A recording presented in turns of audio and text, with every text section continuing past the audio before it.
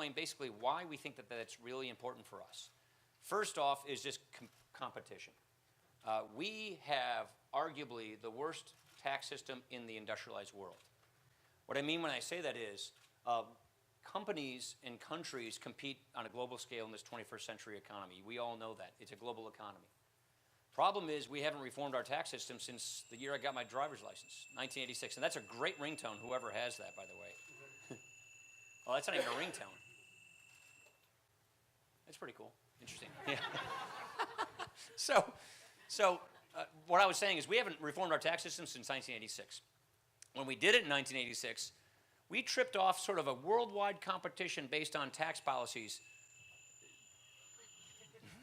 It sounds like crickets, doesn't it? Yeah, I didn't mean to inspire that. And here's our issue. Right now, we tax companies like this at 35%. That's about 20% of American businesses. 80% of American businesses, many of your suppliers, probably some of your contractors here, they pay their taxes as individuals. We call them pass-throughs, like subchapter S corporations or LLCs. Their top effective tax rate is 44.6%. So our competitors to the north, I come from Wisconsin, our competitors from the north, Canada, they tax their businesses at 15%. Ireland, you have a lot of Irish here, 12.5%. Technology tax rate on companies, I was just informed this morning, in Israel, 6%. China, 25%, but they actually give you a break in the early years. We're between 35 and 45% on how we tax American businesses. And so one of the big, great problems we have is we're basically taxing American businesses out of America.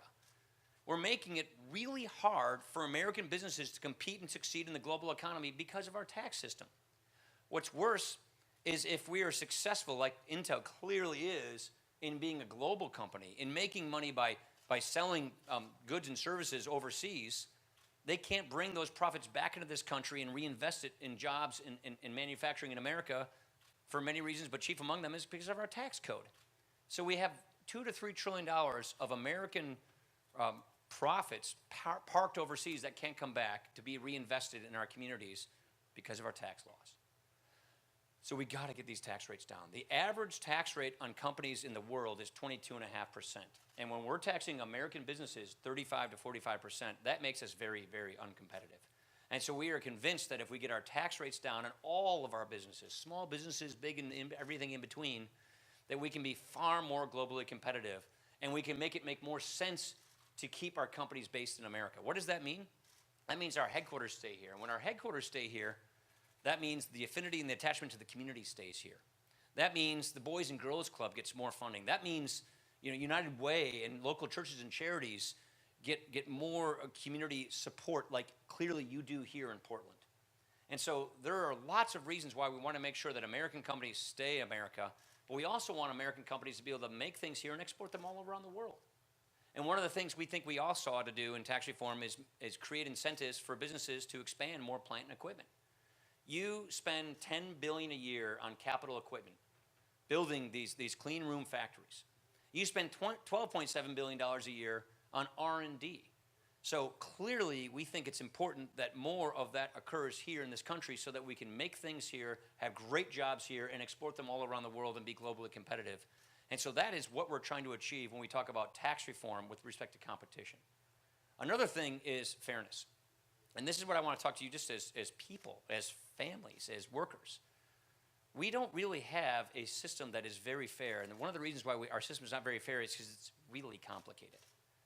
You can sit next to your next door neighbor, have the same kind of income, and pay dramatically different taxes because of all the different carve-outs and loopholes in the tax code. So we want to clean this thing up. We want to clean up our tax system to make it simple and fair, condense all these redundant loopholes, get rid of a lot of these sort of bizarre special interest carve-outs, and just lower people's tax rates. Cut people's taxes, lower people's tax rates. The philosophy in the tax code in Washington today is send your money to Washington, and then if you do what we approve of, we'll let you keep some of it back. That's ridiculous, it's paternalistic, it's actually kind of condescending.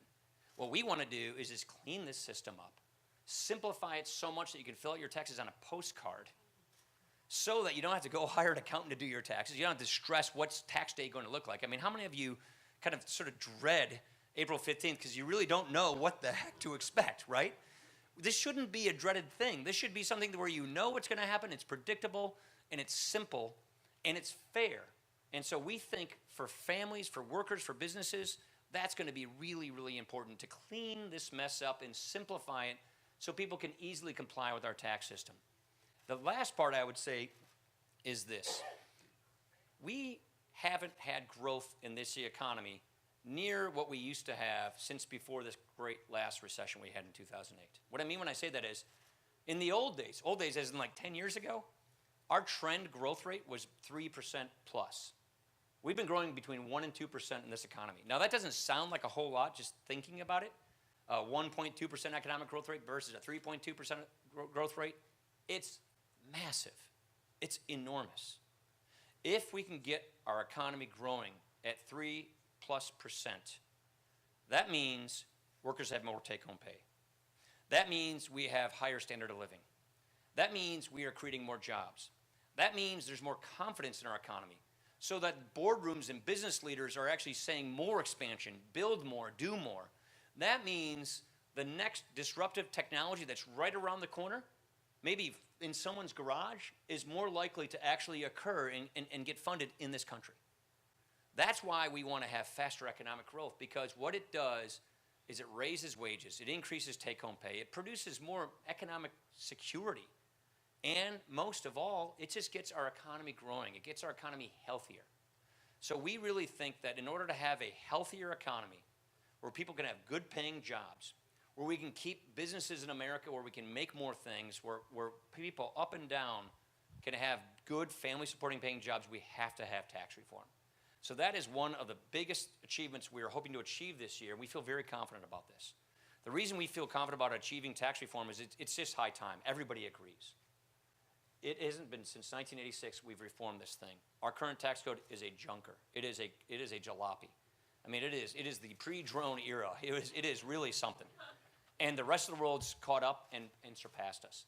So it's high time, in spite of the drags we've had on the tax code, we fix this. And I really believe companies like Intel and others will be really wired for even more impressive growth. And that's what's exciting about this. You turn on the TV and it's not a pretty sight to see these days, because there's so many things that are happening that are frustrating. There are so many anxiety moments, whether it's foreign policy challenges or just the acrimony we have in politics these days. But if we can get some of the basics right, if we can fix some of these sort of core structural problems that most of us agree need to be fixed, we can really sort of rebuild some confidence in our country and in our economy. And that is what we're trying to achieve here. So I just want to say, just on behalf of myself and Greg Walden, I want to mention one thing. We've got Greg Walden here, who represents the part of Oregon on the other side of the mountains. Is that how I basically describe it, Greg? Greg, you're very lucky to have Greg Walden. You know why? He's the chairman of the Commerce Committee. This is the committee that is in charge of a lot of the laws that affect companies like Intel. This is the committee that's in charge of a lot of laws that affect things like autonomous vehicles and the future of commerce and spectrum and the rest. So you're very, very well served and very fortunate to have such an effective, well-known, high-ranking member of Congress who is at the cutting edge of writing these technology laws that will make a big difference. I come from a different committee, the Ways and Means Committee. That's the committee in charge of our tax laws. So what we're trying to achieve here is to get the American economy primed for the 21st century to be competitive, to make laws that make sure that we can get out of the way and allow entrepreneurs and technology leaders to flourish and survive and compete and thrive. And when we do that, we believe this is going to create a momentum of economic growth and upward mobility for everybody. What we ultimately want to do is get people out of poverty, into the workforce, and get good family supporting jobs. What we ultimately want to do is to give people basically a confident America, so that they're confident in their country, they're confident in their future, they're confident in what lies ahead for themselves and their kids and their grandkids. And that's basically why we're in public service doing what we're trying to do. And I'm just very inspired when I come to a place like this at Intel to see what you do. The last point I'll say is, this is just raw competition. We were just talking about this, and I'm not going to repeat this Gaelic phrase because I won't be able to do it, but Ann was telling me, Ann Kelleher from south of where I'm from, she's from Cork. My family's from Kilkenny. This is where we're all from in Ireland. She was telling me, each factory you have here, you have 50,000 employees in America. Each factory you actually would save $2 billion over 10 years in taxes if you move these factories to other countries. Think about that for a second. Think about the need to be competitive and the fact that we are shooting ourselves in the foot in America when we are basically telling great companies in America, you're better off, especially with taxes, to the tune of billions of dollars if you just make things overseas. This is wrong, and this is why, among many, many reasons, we've got to reform our tax system so we don't make you face these difficult dilemmas, whether we stay in America, make it in America, produce jobs in America. We want the tax system to incentivize, reward, and encourage, and not discourage such behavior. And so that is basically why we're here, to learn and listen to what you do. And I just want to say thank you very much for having me. I really appreciate it. Thank you.